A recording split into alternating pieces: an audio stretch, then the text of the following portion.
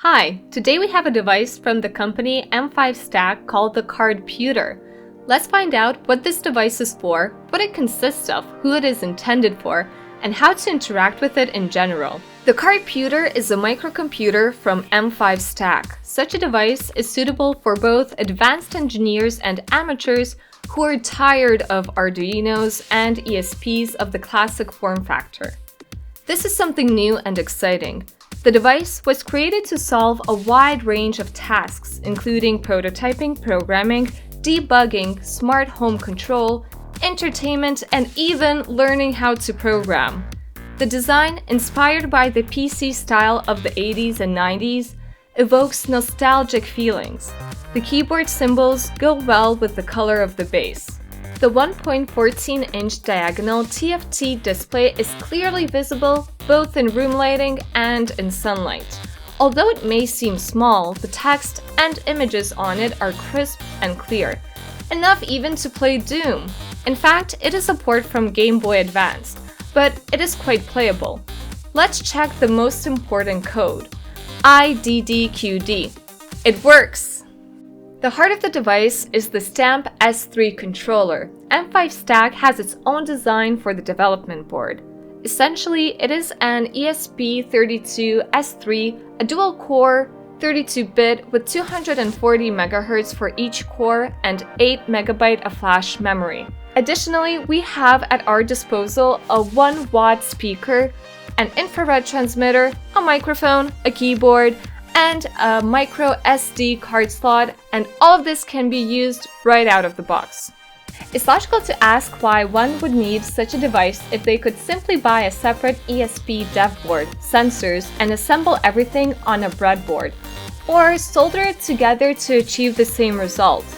I kind of agree with this, but such projects often end up looking like a spider's nest and can even be nerve-wracking when searching for contact issues. Here we have a ready-made, reliably assembled solution that provides a ton of enjoyment during interaction.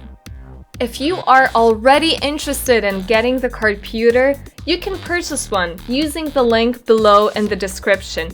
That would really help support the channel.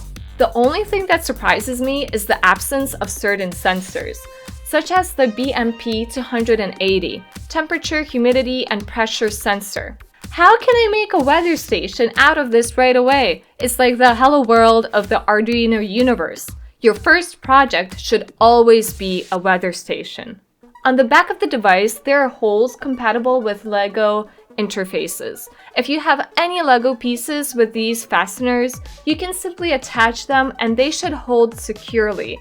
What's more, it has a magnet at the back so you can stick it onto something metal, like your fridge. Now let's consider a situation where the built-in functions are not enough. How can we connect additional peripherals? On the side wall of the device, there is a port for a Grove plug. The labels clearly indicate that there are 2 power contacts and 2 GPIOs. This means that up to 127 devices can be connected to them on a common bus, at least in theory. You can connect a wide variety of modules with an I2C interface, such as thermometers, GPIO expanders, sensors, relays, and radio modules, whatever your heart desires. The manufacturer has its own line of sensors and transmitters. For example, we can see a GPS sensor on the screen, which can also be connected to the Cardputer body through a LEGO-compatible part. In the factory firmware, we have a set of applications such as ESP Now Chat, which deserves a separate analysis. This protocol allows communication with another Cardputer or any device that supports ESP Now without using a separate Wi-Fi access point or establishing a connection. It works at a fairly decent distance. To install other applications, you need to download the M5 Burner utility from the official website. There, you can find many interesting firmware options created by a large and rapidly developing community. Some of these applications are related to pen testing networks and emulators.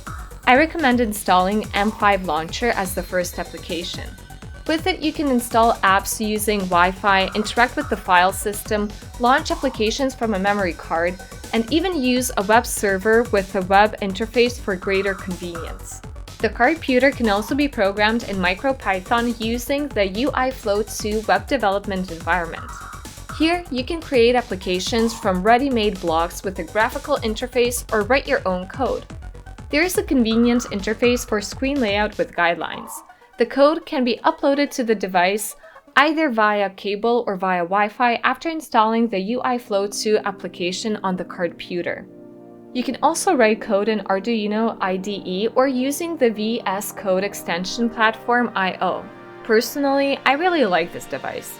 Its design and simplicity immediately spark interest, and the large number of ready-made firmware options makes me want to try them all. The Cardputer is already available for purchase, so again, check out the link below in the description. If you want more reviews like this, or perhaps the second part about the Cardputer, please like and leave a comment. That's all for now. Thanks for watching.